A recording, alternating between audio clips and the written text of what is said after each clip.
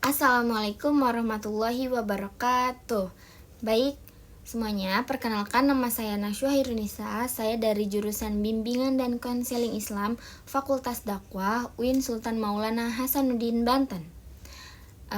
Pada kesempatan kali ini, saya akan memaparkan hal-hal yang saya dapat dan yang sudah saya rangkum pada pertemuan mata kuliah Public Speaking di minggu lalu. Nah, langsung aja ya. Seperti biasa, kelas kami akan ditunjuk secara acak 3 orang nama yang akan maju ke depan dan menyampaikan sebuah materi atau apapun berbentuk sebuah public speaking atau komunikasi antar individu melalui cosplay profesi apapun yang dipilihnya. Setelah itu, mereka akan maju ke depan dan mempraktikkan sebuah public speaking atau cara mereka berkomunikasi dengan halayak luas seperti host live, guru, pengajar, penceramah, dan lain sebagainya. Nah, pada saat kita memperhatikan, dosen pun menilai ketiga orang ini yang maju secara bertahap satu persatu yang dihitung dari absen. Setelah satu persatu orang ini maju, kita lanjut kepada pemaparan materi dari kelompok 2 public speaking. Pada pertemuan minggu lalu, kelompok 2 membawakan sebuah materi dengan judul Metode dan Teknik Public Speaking. Salah satu metode public speaking yang disampaikan pada materi kelompok 2 minggu lalu adalah metode improv to style. Apa itu metode improv to style? Yaitu adalah sebuah metode yang digunakan dalam public speaking tanpa persiapan sebelumnya. Nah, kelebihan dari metode improv to style ini adalah gaya berbicara dan gaya penyampaiannya terlihat lebih fresh dan dan lebih menarik apabila di dalamnya menggunakan improvisasi.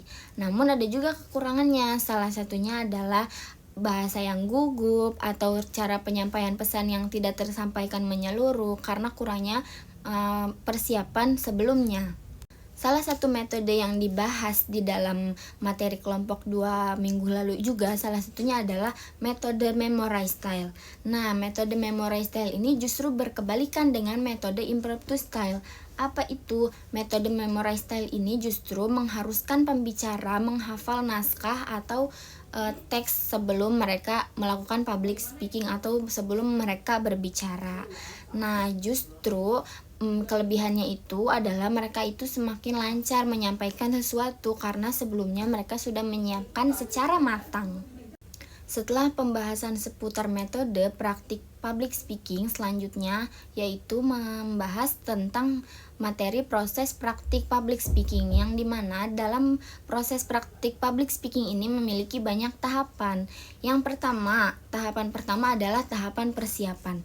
Dalam tahapan persiapan ini terbagi lagi menjadi 2. Yang pertama, persiapan jangka panjang, yaitu persiapan yang bisa digunakan dengan metode memorize style. Apa itu yang tadi sudah disebutkan?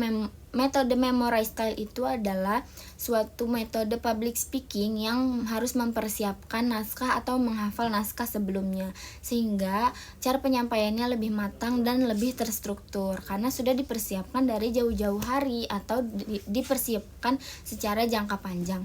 Nah, yang kedua adalah persiapan jangka pendek atau bisa juga kita sebut sebagai metode improv to style, yaitu metode yang tanpa harus menggunakan persiapan sebelumnya atau tanpa harus menghafal naskah sebelumnya. Selanjutnya, proses praktik public speaking juga memiliki persiapan yang kedua, yaitu persiapan mengembangkan pokok bahasan. Apa saja yang harus kita kembangkan dalam pokok bahasan itu? Salah satunya ada kata, contoh, analogi, penjelasan, testimoni, dan lain-lain. Yang ketiga ada menyusun pesan. Pidato yang tersusun rapi akan mempermudah untuk memahami isi pesan yang disampaikan dalam waktu berpidato. Nah, dalam praktik public speaking juga memiliki hambatan dan solusi dalam public speaking. Nah, apa saja hambatannya yang bisa muncul ketika kita sedang public speaking? Yang pertama ada kendala psikologis. Nah, kendala psikologis ini salah satunya adalah rasa gugup yang muncul atau takut berbicara di depan umum dan kurangnya rasa percaya diri. Yang kedua ada kendala teknis. Kendala teknis ini salah satunya adalah kesulitan mengatur waktu saat Anda berbicara dan kurangnya penguasaan teknologi presentasi. Nah, yang ketiga adalah kendala lingkungan. Kendala lingkungan itu salah satunya adalah audiens yang tidak responsif atau kurang menarik atau kurang tertarik pada pembahasan yang kita bawakan. Lalu selanjutnya masih dalam kendala lingkungan, yaitu fasilitas pendukung yang tidak memadai. Nah, ada juga solusi-solusi dari public speaking. Yang pertama adalah persiapan latihan berbicara secara rutin atau mempersiapkan materi dengan baik. Yang kedua adalah mengelola rasa gugup menggunakan teknik pernapasan, lalu memulai berbicara di kelompok-kelompok kecil dulu sehingga nanti bisa kita tingkatkan lagi pada kelompok-kelompok yang lebih besar. Lalu selanjutnya adalah menggunakan metode yang menarik, storytelling atau bercerita, dan dukungan serta evaluasi, dukungan dari guru, dari teman. Nah, setelah kita mempraktikkan public speaking, seharusnya kita juga mengevaluasi diri setelah berbicara. Apa saja kekurangan yang kita miliki saat penyampaian public speaking dan apa saja kelebihannya.